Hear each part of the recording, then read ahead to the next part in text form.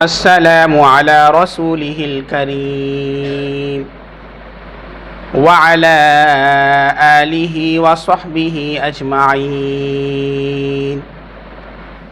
أما بعد فأعوذ بالله من الشيطان الرجيم. بسم الله الرحمن الرحيم. يا أيها الناس اتقوا ربكم الذي خلقكم من نفس واحدة وخلق منها زوجها وبث منهما رجالا كثيرا ونساء واتقوا الله الذي تساءلون به والأرحام إن الله كان عليكم رقيبا. وقال النبي صلى الله عليه وسلم إن أعظم النكاح بركة أيسره مؤونة أو كما قال عليه الصلاة والسلام. نقش قدم نبی کے ہیں جنت کے راستے، نقش قدم نبی کے ہیں جنت کے راستے، اللہ سے ملاتے ہیں سنت کے راستے. بڑی خوشی اور مسرت کا مقام ہے کہ نکاح والی سنت پر عمل ہونے جا رہا ہے الحمدللہ، اور دلہا دلہن رشتہ ازدواج سے منسلک ہونے جا رہے ہیں، عقد نکاح میں بندھنے جا رہے ہیں. اس نسبت سے پروگرام رکھا گیا ہے چونکہ ہم لوگوں کے یہاں بہت سی چیزیں غیر مسلموں سے آ گئی. اسی میں سے ایک یہ رت جگہ بھی ہے کہ جو پہلے رت جگہ ہوتا تھا، اب رت جگہ کیا ہو رہا ہے؟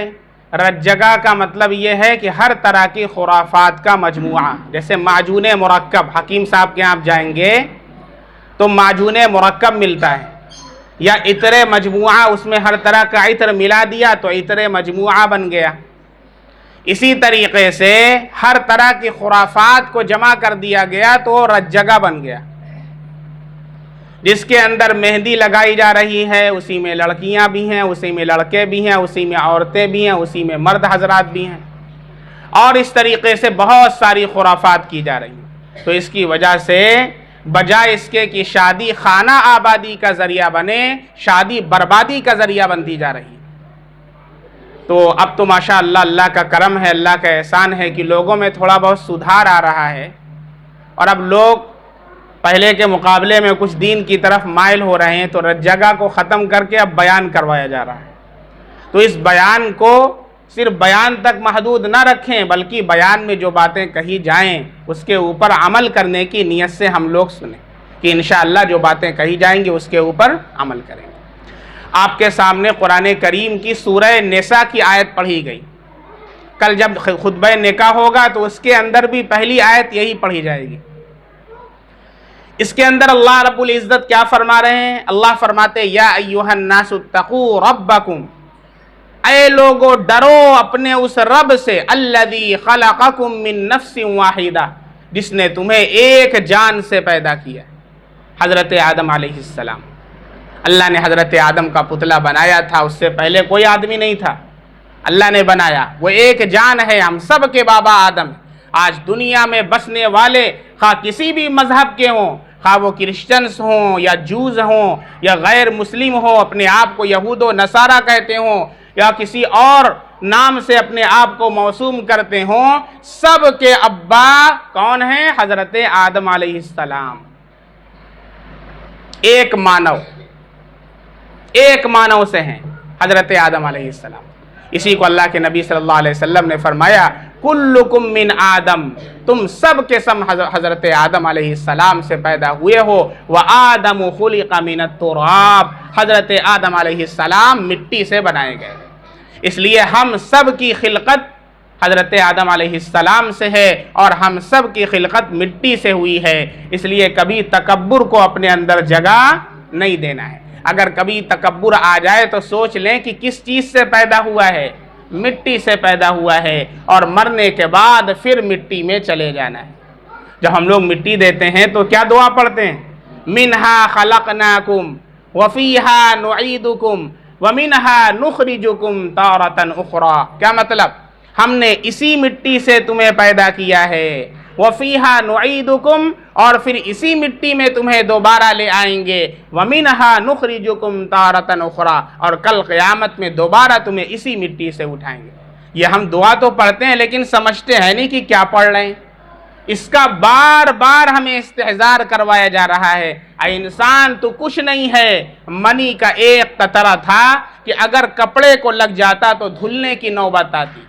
آج اللہ نے تجھے بہترین شکل دے دی، تجھے جثہ دے دیا، لہیم شہیم ہو گیا، پیسہ دے دیا، مکان بنوا لیا، گاڑی خرید لی، اب اپنے آپ کو بھول گیا. یہ سوچتا ہے کہ سب کچھ میرا ہے، جیسے فرعون یہ سوچتا تھا اور اس نے اعلان کیا انا ربکم الاعلی، میں تمہارا سب سے بڑا پروردگار ہوں. اللہ رب العزت نے جب غرق کیا ہے دریائے نیل کے اندر تو بڑا لمبا کلمہ پڑھا، آمنت انہ لا الہ الا الذی آمنت بہ بنو اسرائیل وانا من المسلمین. قرآن نے اس کے کلمے کو نقل کیا. اتنا لمبا کلمہ پڑھ رہا ہے، کیوں؟ اس لیے کہ جب موت آتی ہے تو اچھوں کا ٹھکانہ لگ جاتا ہے، عقل ہوش میں آ جاتی ہے. اس سے پہلے اللہ نے چانس دیا ہے، گولڈن اپرچونٹی دیا ہے، گولڈن چانس دیا ہے. اس چانس سے ہم لوگوں کو فائدہ اٹھانا ہے اور اسے ضائع نہیں کرنا ہے. اللہ کیا فرما رہا ہے؟ یا ایھا الناس اتقوا ربکم الذی خلقکم من نفس واحدہ وخلق منها زوجہا، اور اس ایک نفس یعنی حضرت آدم علیہ السلام سے اس کی بیوی یعنی حضرت حوا کو پیدا کیا. وَبَثَّ مِنْهُمَا رِجَالًا كَثِيرًا وَنِسَاءً، اور ان دونوں سے اللہ نے بہت سارے مرد پیدا کیے، بہت ساری عورتوں کو پیدا کیا. آج پوری دنیا کے اندر جو نسلیں بکھری ہوئی ہیں ان سب کا سلسلہ جا کر کے حضرت آدم اور اماں حوا سے مل جاتا ہے جو ہمارے ابا اور ہماری اماں ہیں. قرآن کریم میں ایک مقام پر اللہ نے فرمایا وَأَنكِحُوا الْأَيَامَ مِنْكُمْ وَالصَّالِحِينَ مِنْ عِبَادِكُمْ وَإِمَائِكُمْ. نکاح کرو. کس کا نکاح کرو؟ ایامہ، یہ اییم کی جمع ہے. اییم کسے کہتے ہیں؟ اییم کہتے ہیں، اییم کے کئی معنی عربی میں آتے ہیں. اییم اس مرد کو کہتے ہیں جس کی شادی نہ ہوئی ہو، اس کو بھی اییم کہتے ہیں. اییم اس مرد کو بھی کہتے ہیں جس کی شادی ہوئی ہو لیکن شادی کے بعد کسی وجہ سے طلاق ہو گئی. اییم اس مرد کو بھی کہتے ہیں کہ جس کا نکاح ہوا لیکن بیوی کا انتقال ہو گیا. اییم اس عورت کو بھی کہتے ہیں جس عورت کا نکاح ہوا لیکن اس کے بعد اس نے علیحدگی اختیار کر لی کسی وجہ سے. اییم اس عورت کو بھی کہتے ہیں جس کا بھی نکاح ہی نہیں ہوا. اللہ فرما رہے ہیں وَأَنكِحُوا الْأَيَامَ مِنْكُمْ، تم میں سے جو بے جوڑ کے مرد اور عورتیں ہیں ان کا نکاح کراؤ. یہ معاشرے کی ذمہ داری ہے کہ معاشرے میں بالغ ہونے کے بعد کوئی چھوٹے سانڈ کی طرح نہ پھرے، اس کا نکاح کرا دیا جائے. جانتے ہیں کیوں؟ اس لیے کہ اگر نکاح نہیں کرایا جائے گا تو یہیں سے ساری بے حیائی کے دروازے کھلیں گے. نکاح نہیں ہوا، وقت ہو گیا ہے، اب شہوت جوش مارے گی، خون کے اندر ابال اٹھے گا. چونکہ اللہ نے ہمیں انسان بنایا ہے، فرشتہ نہیں بنایا. اللہ نے ہمارے اندر شہوت رکھی ہے. فرشتوں سے زیادہ بلند مقام اللہ نے انسان کو دیا ہے کیونکہ فرشتوں کے اندر شہوت نہیں ہے، وہ صرف اللہ اللہ کرتے ہیں کیونکہ ان کو عبادت ہی کے لیے پیدا کیا گیا. کمال تو اس وقت ہے جب انسان کا دل اس طرف مائل ہو، کسی غیر نامحرم پر نظر پڑے تو پھر اس طرف مائل ہو، لیکن پھر اللہ کے حکم کی وجہ سے وہ اپنے خواہشات نفسانیہ پر کنٹرول کر لے. اب کمال کی بات، کمال یہ ہے کہ اللہ کے حکم کے آگے اپنی خواہشات کو قربان کر دے. جنت 2 قدم ہے. جنت کوئی مشکل نہیں ہے، اللہ نے قرآن میں بتا دیا. جنت 2 قدم ہے، 2 سیڑھی جنت ہے، کوئی مشکل نہیں ہے. 2 کام کر لیجئے، جنت آپ کے حوالے. اللہ قرآن میں فرماتے ہیں وَأَمَّا مَنْ خَافَ مَقَامَ رَبِّهِ. پہلا کام کیا کرنا ہے؟ پہلا کام یہ کرنا ہے اپنے رب کے سامنے کھڑے ہونے سے ڈرا. ہم کوئی کام کرنے جائیں تو سب سے پہلے یہ سوچیں کہ کل اے عبد الرحمن تجھے اپنے اس کیے کا اللہ کے سامنے کھڑے ہو کر کے حساب دینا ہے۔ کوئی جج اپنا قلم چلانے جا رہا ہے، کسی کی موت اور زندگی کا فیصلہ کر رہا ہے، اس سے پہلے وہ اس بات کا استحضار کرے کہ کل تجھے اللہ کے سامنے کھڑے ہونا ہے، کہیں رشوت لے کر کے فیصلہ تو نہیں کر رہا ہے، کہیں رشتہ داری کی وجہ سے فیصلہ تو نہیں کر رہا ہے، کہیں مرعوب ہو کر کے فیصلہ تو نہیں کر رہا ہے۔ اللہ کے سامنے کھڑے ہونا ہے اور اللہ کو حساب دینا ہے۔ مفتی صاحب بیٹھے ہوئے ہیں، دو فریق مسئلہ پوچھنے کے لیے آئے، ایک صاحب بریانی کی دعوت کرتے ہیں اور ایک صاحب کبھی نظر نہیں آتے، تو اب ڈرنا ہے اللہ سے۔ ایسا نہیں ہے کہ جو صاحب ملاقات نہیں کرتے ہیں اور یہ ہمارے بڑے قریبی ہیں تو ان کے حق میں فیصلہ سنا دیا، نہیں، اللہ کا خوف اپنے دل کے اندر پیدا کرنا ہے۔ تم جو کچھ کر رہے ہو اللہ کے سامنے کل کھڑے ہونا ہے اور اس کا حساب دینا ہے، یہ پہلا کام ہے، جنت میں جانے کی پہلی سیڑھی اور پہلا زینہ ہے۔ دوسرا کیا ہے؟ وَنَهَى النَّفْسَ عَنِ الْهَوَىٰ، دوسرا کام کیا کرنا ہے؟ خواہشات نفسانیہ کو روکنا ہے، اپنے نفس کو خواہشات نفسانیہ سے روکنا ہے۔ دل کے اندر آ رہا ہے ارے یار کل تو شادی ہے، ڈی جے لگاؤ، تھوڑی تھیاں چھیاں ہونا چاہیے نا، ایسا کہ مزہ نہیں آ رہا ہے، کچھ مزہ نہیں آ رہا ہے، کل شادی ہے، چھیاں چھیاں ہونا چاہیے تھوڑا سا۔ اب کیا یہ نفس کہہ رہا ہے ہمارا، یہ ہماری خواہشات نفسانی کہ ہونا چاہیے تھوڑا سا، شراب بھی کباب کے ساتھ تھوڑا سا لے لیا جائے، یہ کون کہہ رہا ہے؟ نفس کہہ رہا ہے۔ اللہ کیا کہہ رہا ہے؟ وَنَهَى النَّفْسَ عَنِ الْهَوَىٰ، اس کو تھوڑا سلو کر دیجئے،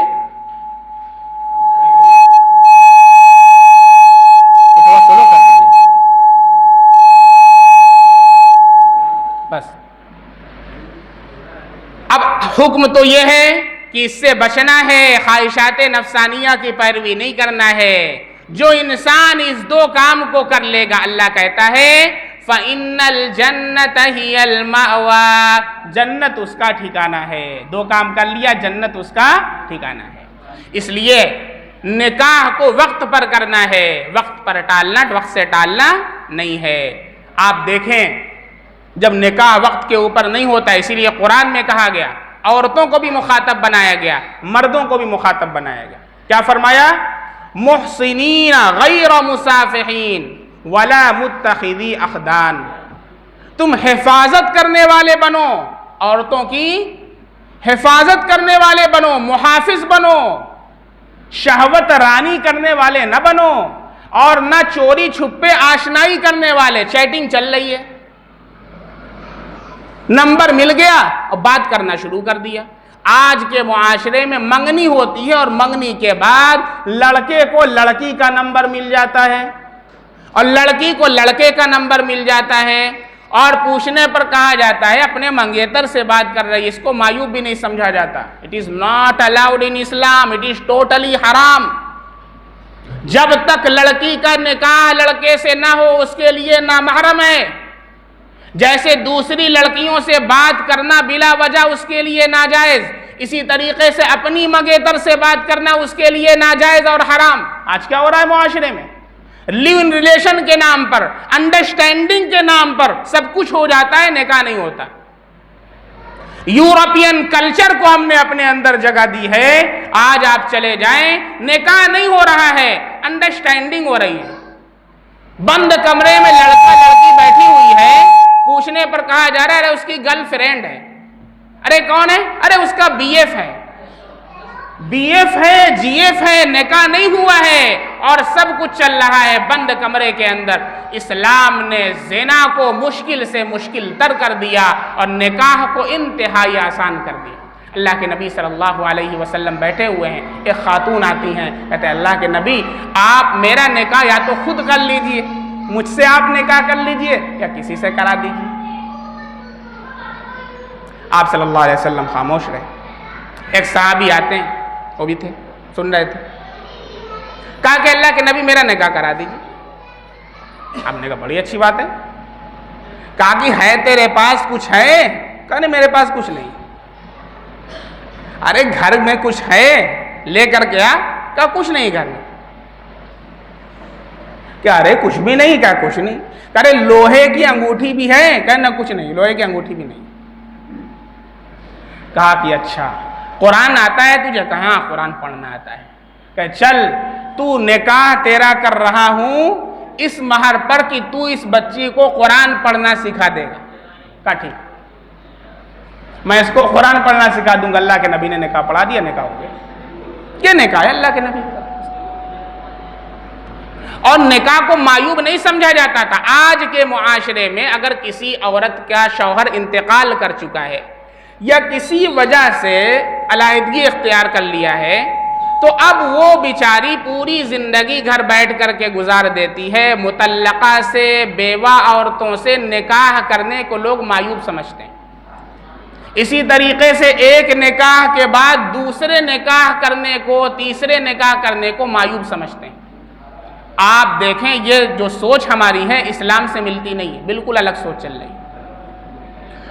مدینے کے اندر، مکے کے اندر کوئی ایسی عورت کا تلاش کرنا مشکل تھا کہ بغیر نکاح کے ہو۔ حتیٰ کہ اگر کسی وجہ سے شوہر کا انتقال ہو جاتا، بار بار دیکھیے چوں چوں کر رہا ہے اور ڈسٹرب ہو رہا ہے، ارے اس کو دھیرا کر دیجئے، تھوڑا کم کر دیجئے، 8 بج چکا ہے، 10-15 منٹ اور بولنا ہے، ٹھیک ہے دھیرا کر دیجئے۔ پارک ہے عہد نبوی کے اندر، صحابہ کے دور کے اندر کوئی ایسی عورت ملنا بہت مشکل تھا کہ جو بغیر نکاح کے ہو۔ اگر کسی وجہ سے شوہر کا انتقال ہو گیا ہے، شہادت ہو گئی ہے، تو دوسرے فوراً اپنا نکاح کا پیغام بھیجتے اور اس سے نکاح کر لیا کرتے، کیونکہ خانہ خالی را دیو می گیرت، جب گھر خالی ہوتا ہے تو وہاں شرپسندوں کا بسیرا ہونے لگتا ہے، جب کوئی عورت خالی ہوتی ہے تو پھر لوگوں کی نگاہیں اٹھنے لگتی ہیں۔ اس لیے اسلامک سسٹم یہ ہے کہ کسی عورت کو بغیر نکاح کے مت رہنے دو، اسی لیے تو 4 نکاح الاؤڈ ہے۔ ابھی عورتیں میری بات سنیں گی تو کہیں گے ارے باپ رے باپ، مفتی صاحب تو یہاں بیان کر رہے ہیں 4 نکاح کرنے کے لیے، میرا کیا ہوگا؟ ارے اللہ کی بندیوں ذرا اٹھا کر کے دیکھو، صحابہ کرام کی زندگیاں اٹھا کر کے دیکھو۔ ایک صحابیاں ہیں، ان کا نکاح عبداللہ بن ابو بکر سے ہوا، حضرت ابو بکر رضی اللہ عنہ کے صاحبزادے حضرت عبداللہ بن ابو بکر سے۔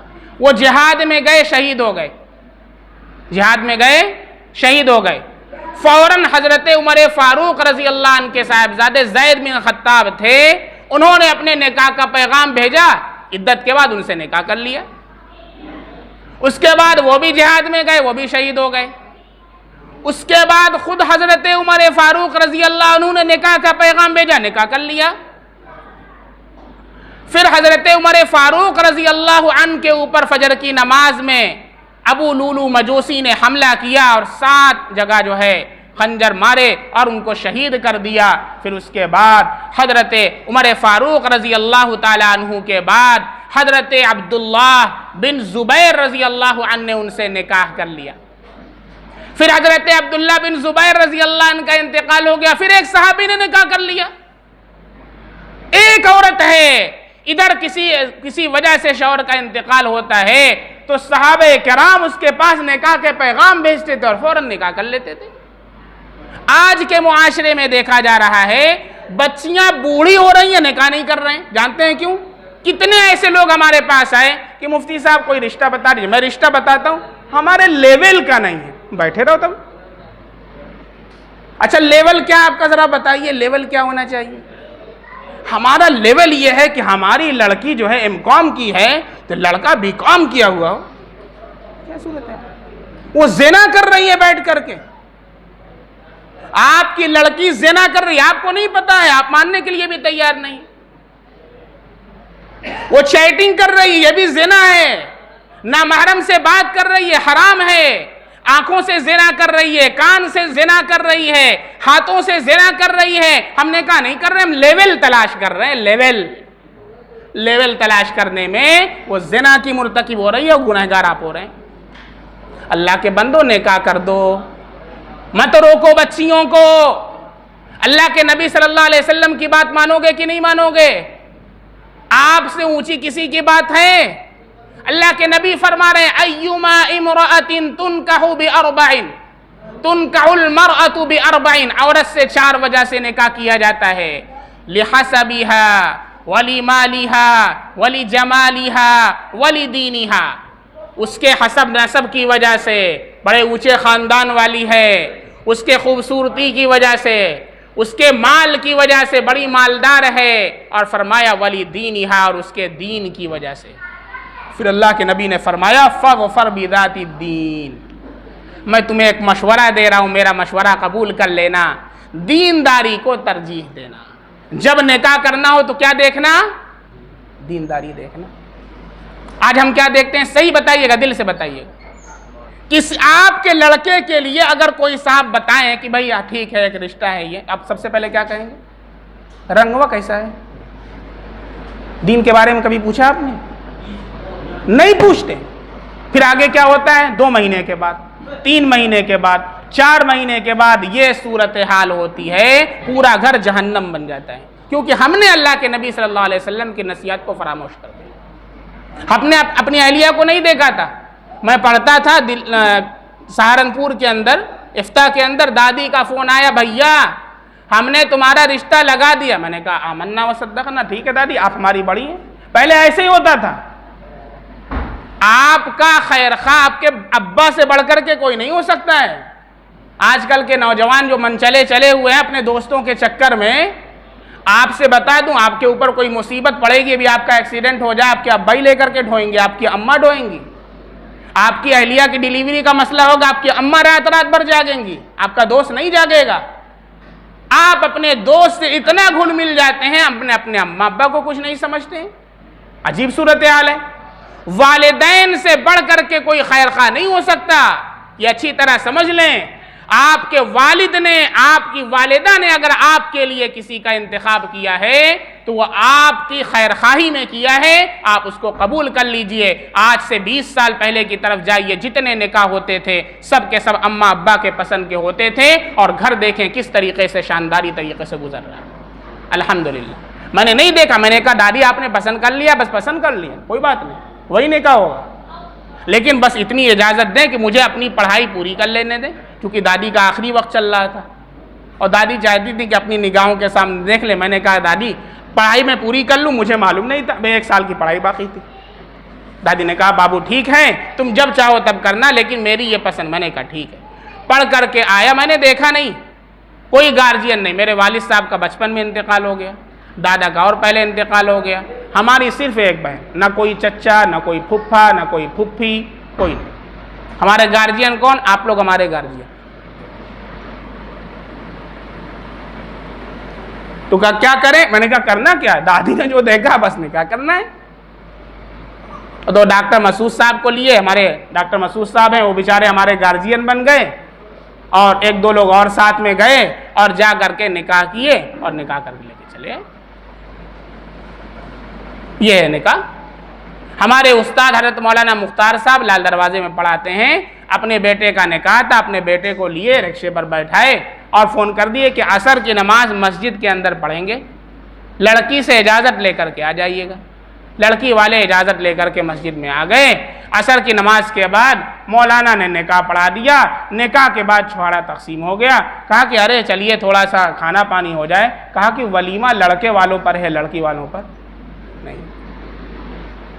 کھانا اہلیہ بنائی ہیں، فون کر چکے ہیں، اب لڑکی کو لے کر کے جا رہے ہیں، اب کھانا لڑکی جا کر کے میرے گھر کھائے گی، لے کر کے چلے گئے۔ یہ نکاح ہم نے اتنا نکاح کو مہنگا کر دیا، ارے اللہ کی پناہ، بیچارہ باپ قرض لینے پر مجبور ہے، یہ لاؤ وہ لاؤ، شرم بھی نہیں آتی ہے لڑکے والوں کو، لڑکی والوں کے گھر جا کر کے کھاتے ہیں۔ نکاح میں صرف 3 چیزیں اچھی طرح سن لے کان کھول کر کے۔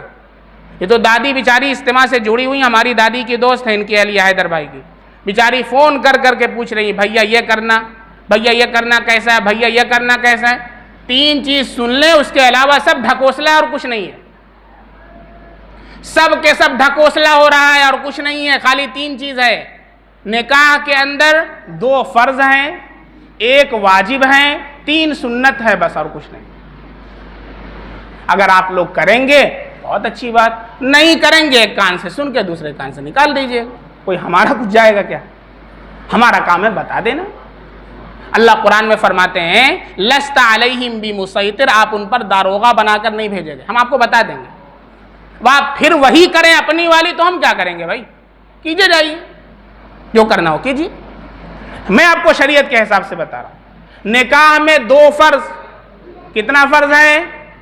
2 فرض، ایک واجب، کتنا واجب؟ اور سنت کتنی؟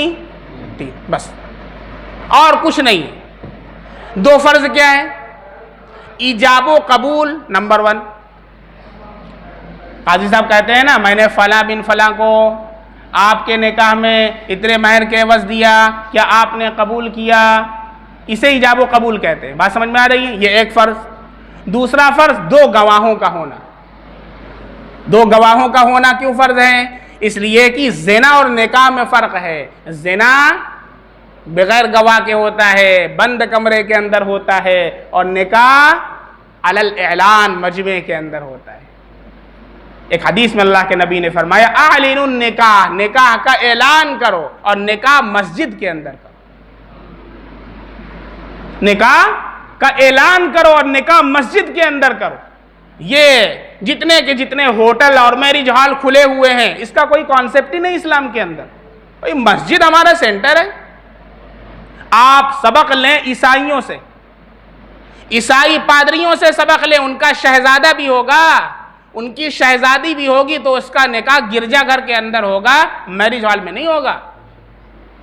شہزادے کا نکاح میں آپ سے کر رہا ہوں، مولانا صاحب پادری آپ کے گھر نہیں جائیں گے، آپ آئیے ان کی دعا لینے کے لیے، ان کا ایک مقام ہے، ان کی ایک رسپیکٹ ہے۔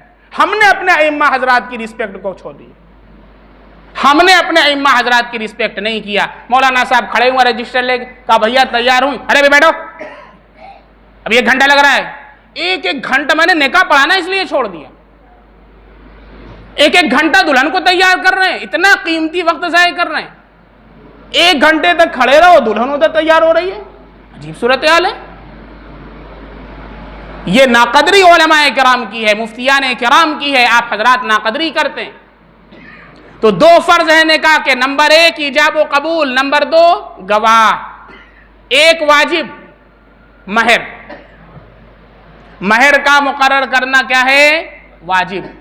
3 سنتیں ہیں، نمبر 1 نکاح کا خطبہ پڑھنا، نمبر 2 نکاح ہو گیا چھہارا تقسیم کر دینا، نمبر 3 ولیمہ کرنا، کس کے لیے؟ لڑکے والوں کے، بس اس کے علاوہ جتنا کچھ ہے سب ڈھکوس لائے، اس کا اسلام سے کوئی تعلق نہیں، اس کا شریعت سے کوئی تعلق نہیں۔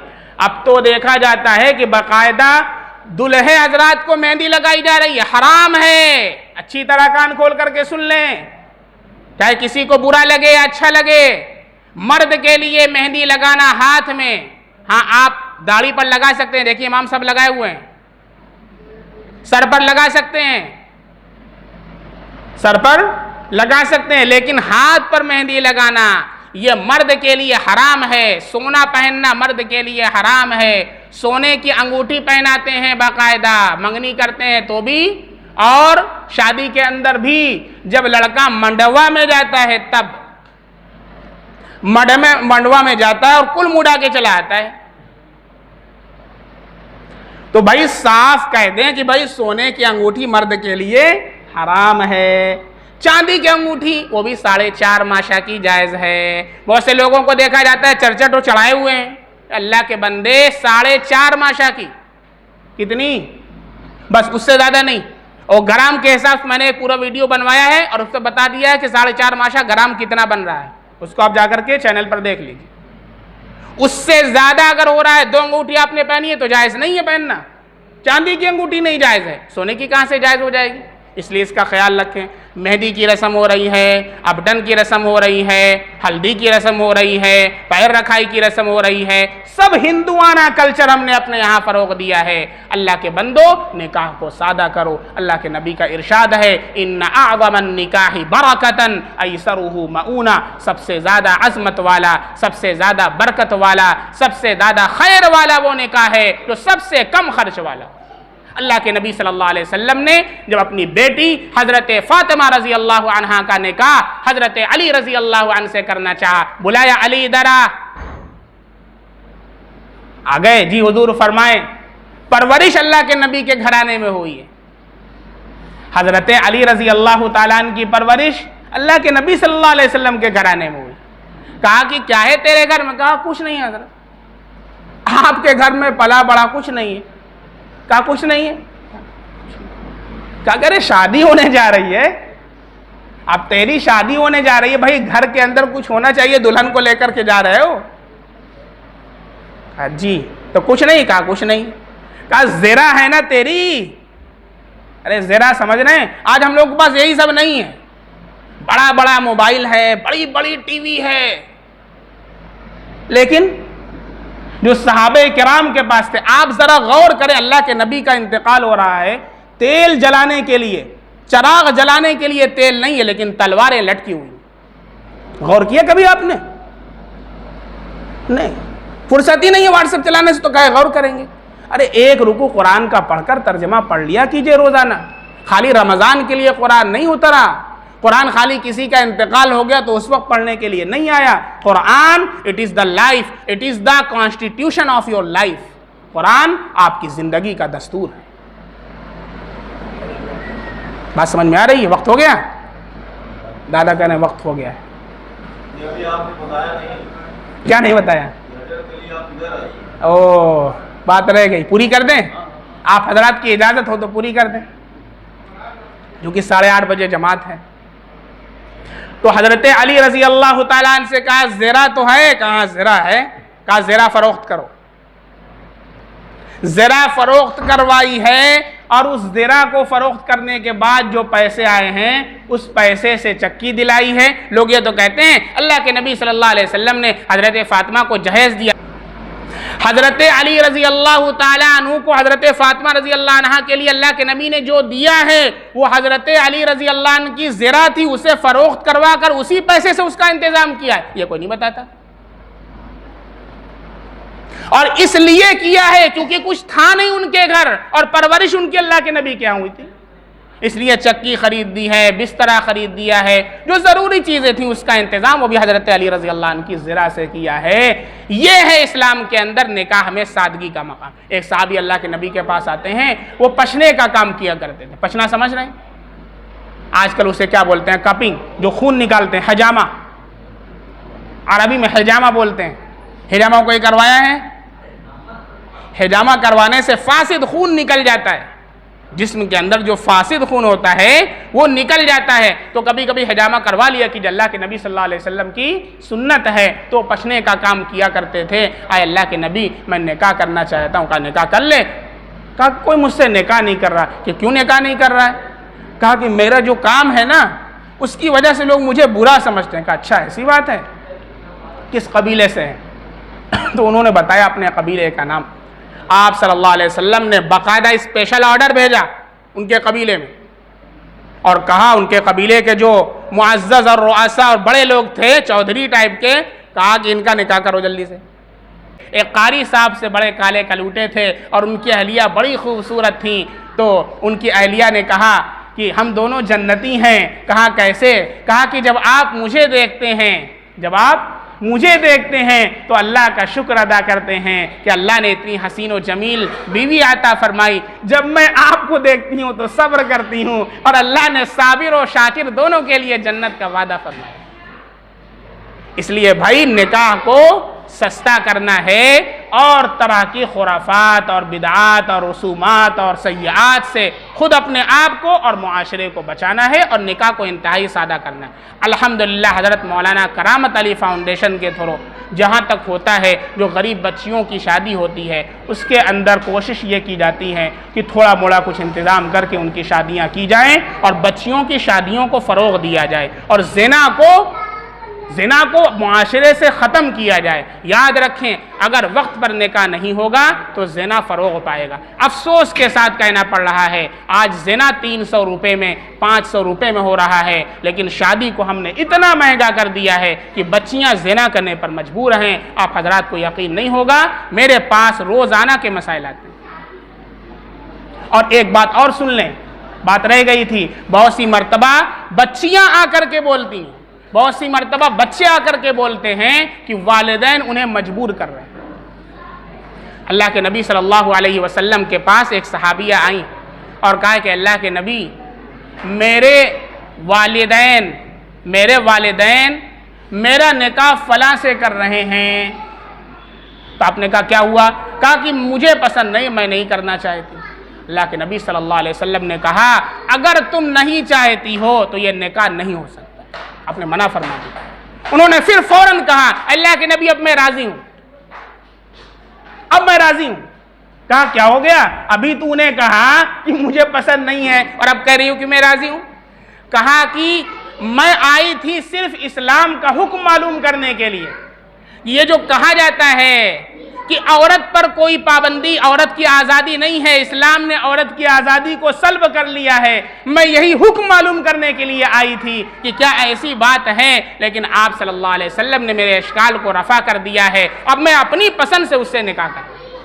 اس کا خیال رکھیں، بہت سی مرتبہ میرے پاس بچہ آیا، وہ آ کر کے رو رہا ہے، اور جو بچی ہے دیکھیے اگر محبت ہو گئی ہے تو فوراً نکاح کر دیجیے، بچی کا نکاح کر دیجیے، حلال طریقے سے زندگی گزاریں۔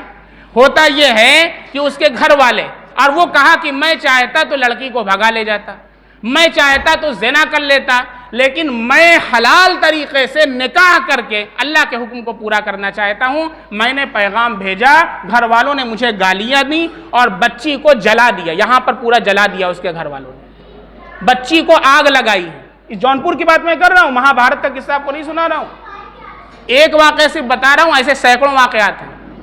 اس بچی کے گھر والوں نے اتنا اس کے اوپر ظلم و ستم کیا ہے، کہا کہ وہاں نہیں کرنا ہے اور اس کو جلایا۔ جب بچی نے بہت زیادہ ضد کی تو اس کو جلا دیا ہے۔ یہ صورتحال ہے، بالکل حرام، ناٹ الاؤڈ، اسلام میں جائز نہیں ایسا کرنا۔ اس لیے قاضی صاحب لڑکی سے پوچھتے ہیں جا کر کے نا، لڑکے سے جا کر کے پوچھتے ہیں، اگر لڑکی انکار کر دے تو نکاح ہو جائے گا؟ کبھی نہیں ہوگا نکاح۔ لیکن اگر آپ کے زور زبردستی کی وجہ سے وہ قبول کر رہی ہیں تو یاد رکھیں کہ کل قیامت کے دن آپ کا گریبان پکڑا جائے گا۔ اس لیے اللہ کے واسطے اسلامی طریقے کے اوپر آئیں، شریعت اور سنت کے مطابق اپنی زندگی کو گزاریں، ہر طرح کی خرافات، بدعات، سیئات سے خود اجتناب کریں اور توبہ کریں اور نیت کریں انشاءاللہ اللہ کے نبی صلی اللہ علیہ وسلم کی سنت کے مطابق سادگی کے ساتھ نکاح کریں گے، ہر طرح کی خرافات، بدعات کا خاتمہ کریں گے۔ اور پھر کہہ رہا ہوں اس گھر کے اندر کوئی ڈی جے وغیرہ نہیں بجنا چاہیے۔